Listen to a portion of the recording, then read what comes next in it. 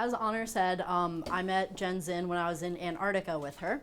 We were both on a Students on Ice expedition. I actually happened to be on my second expedition, the first one I took to the Arctic, which is where the majority of the content of the film that I made was shot. So today, kind of what I want to talk about is both activism through the media and using media to kind of spread your idea. Okay, so a picture's worth 1,000 words, right? So on my camera films 24 frames per second. So 1,000 times 24. And then per minute, times that by 60. And then in a 4-minute film, because that's the format that my school uses, that's enough words to basically write your doctoral thesis. So it's pretty powerful, because words are power, and video, you can change anything through the power of video. So on the first part of my expedition, I went to the Arctic. And a major thing that I advocate is the need to understand the past in order to understand the future. We learn from each other, we learn from the mistakes and the advantages that other people have had and the progress that other people have made to further progress humankind. So we learned from the Inuit elders, we learned about Keckerton. And Keckerton is where I actually ended up filming most of my short documentary, which unfortunately I'm not showing today, but it was about whaling in the Canadian Arctic. So Keckerton was an old whaling station, and basically people decimated the whales in the Arctic, and so now one whale every 13 years can be hunted due to federal regulations as they're trying to bring back the populations. I was on the journey to film. Now, I started cinematography and filming when I was in the 10th grade. I'm now a senior. I hated my art teacher freshman year, so I decided I was going to take another class. So I decided to take broadcast journalism. My school is I'm very lucky in that my school offered the program, and they taught me all the basics, how to insert tapes into the camera, how to turn it on, how to set it up right, so that way you could make the most of your shot. And so when I found out that I had been selected to go to the Arctic, I told my dad, I want to make a documentary. And my dad thought I was going to make the next March of the Penguins or something, so he was like all over it.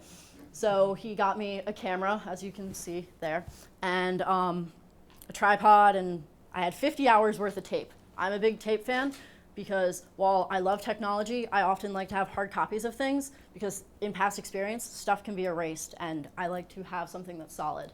So I went around and I interviewed people. Now, I think the fact that I ended up making the documentary on Keckerton is kind of a luck of the draw, because I had originally intended on making it on weaving in the Arctic and how women are basically from southern Canada are going up to northern Canada to give Inuit women an opportunity for life through weaving and artwork, because the Inuit are just very impoverished and there's not much to do in the Arctic job-wise. And so that was my original plan. But I only had one interview and only had so much B-roll, which is the extra footage that you put on top. And so basically the one place that I got the most interviews, because I'm a shy person, that's where it was the second to last day of the expedition, so I was just like, I really need to get some stuff shot. So I went up to people and just asked them, so what do you think of the place?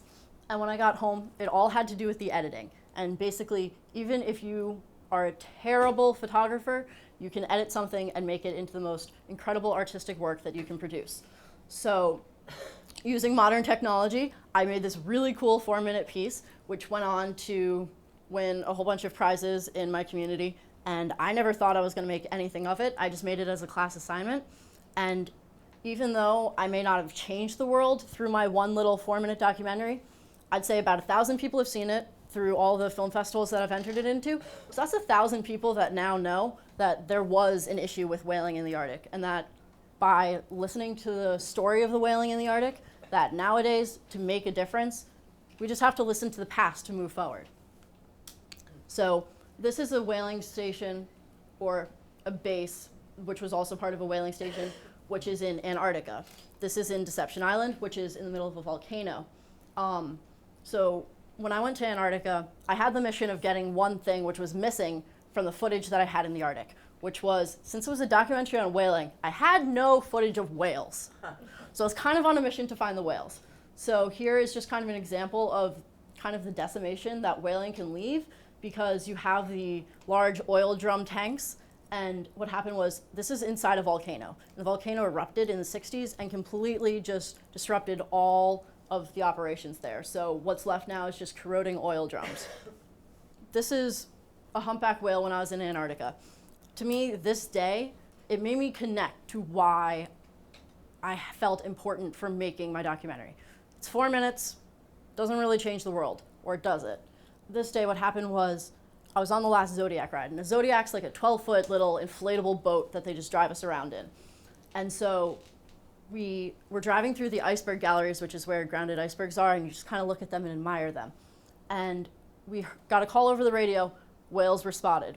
So we drive out into this little bay, and as we turn the corner of the iceberg, all you see is this giant fluke of the whale right in front of us. And I was like, that is so cool, because I've always, loved whales.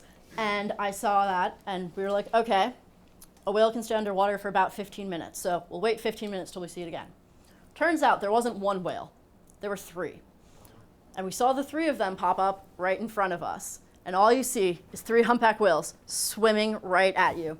Now, remember, there's like 10 of us in a little 12-foot inflatable boat in the Antarctic Ocean. It's like 30 degrees in the water.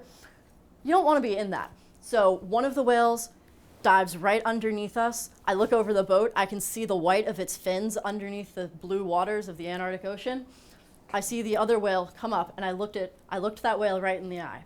And that moment when I looked that whale in the eye close enough that I could touch it, that's when I realized that even though my video was 4 minutes and may not change the world, it changed me. And I was doing something for this whale. And even though the whale may not be a little girl who I could help in any foreign country or anything that I do through other organizations, the fact that I could change people's image of what we do for whaling on a small scale was still making a difference.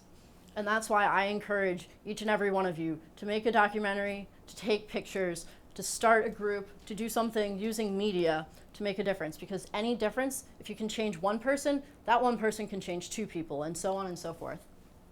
So a group of my friends from Students on Ice started this organization called Carbon Neutral Antarctica. We just started our website, and we're just building up to it. And actually, as soon as I finish my exams next week, I'm going to be making a film for them.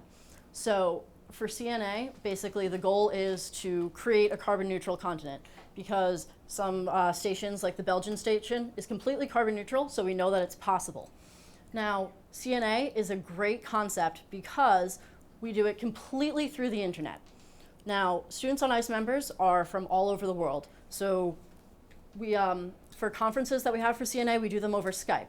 So on your average school night, I'll be Skyping with my friend Milan in India, and the 2 leaders of CNA are from Canada. Or one night there was a girl from Spain or Portugal or any other country. So anywhere where you have an internet connection, you can become a part of a global movement, and that's what we're hoping that we'll become. So basically, we have a Facebook group, and we make connections through Facebook. And so we set up Skype times, and we just have Skype meetings, and we go on Google, and we research bases. And through the research, we connect with people. We try to get internships with globally conscious and green organizations. And my friend is now going to be working for on one of those internships in Belgium next summer. And we now have Canada Goose, who's sponsoring us for jackets for anything that we may be doing.